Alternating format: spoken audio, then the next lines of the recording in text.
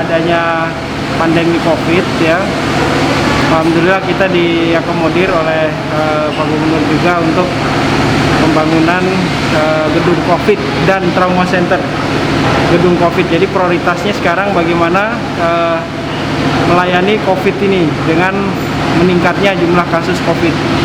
Nah, kita merubah DED waktu itu, merubah DED yang semula lantai 7 untuk lantai 6 untuk trauma center, khusus lantai 1 dan lantai 2 kita khususkan untuk ruang IGD dan perawatan pasien COVID.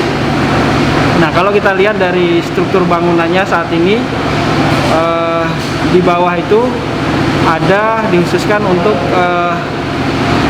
COVID, untuk pasien-pasien yang perlu diobservasi kemudian dilakukan tindakan medis. Nah, yang kita saksikan sekarang ini, lantai 1 ini khusus dia punya jalur pasien dan jalur petugas. Jadi sesuai dengan alur prosedur penanganan COVID.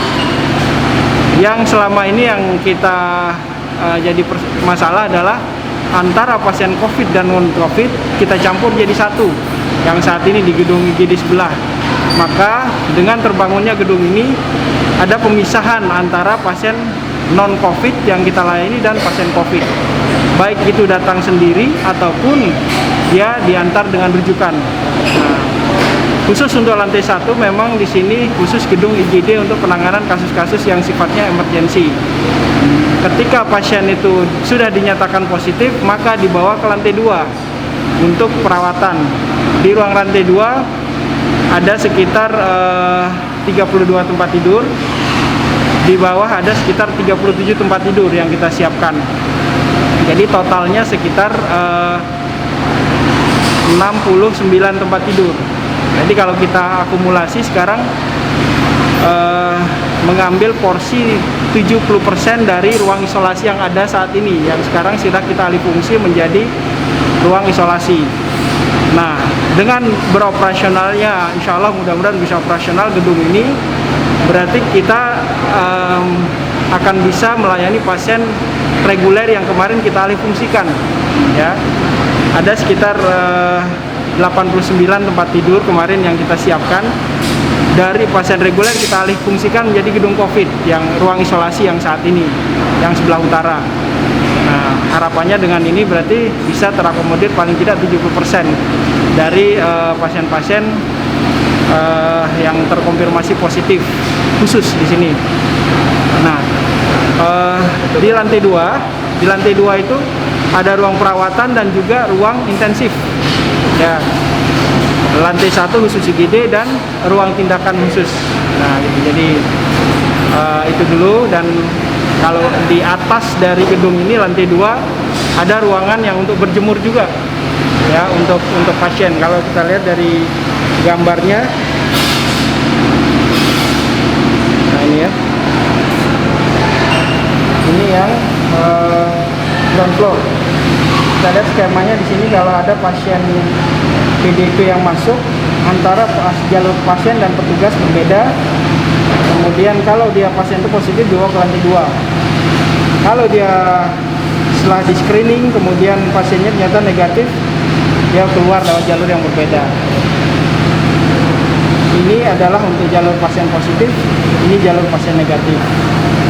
Nah, itu lantai pertama. Ini lantai 2. Lantai 2 sama, masuk dari koridor.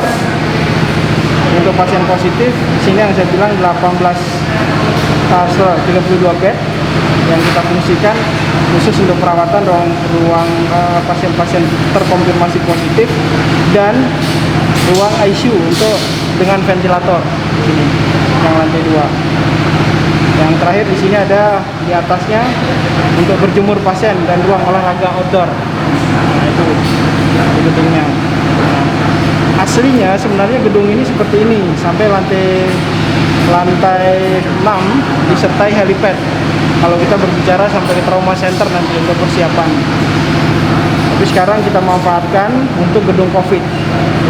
Nah, harapannya kalau misalnya mudah-mudahan COVID ini segera berakhir, ini juga lebih bagus difungsikan nanti untuk trauma center jika dinaikkan menjadi lantai 6, karena ini setelah direvisi menjadi 2 lantai.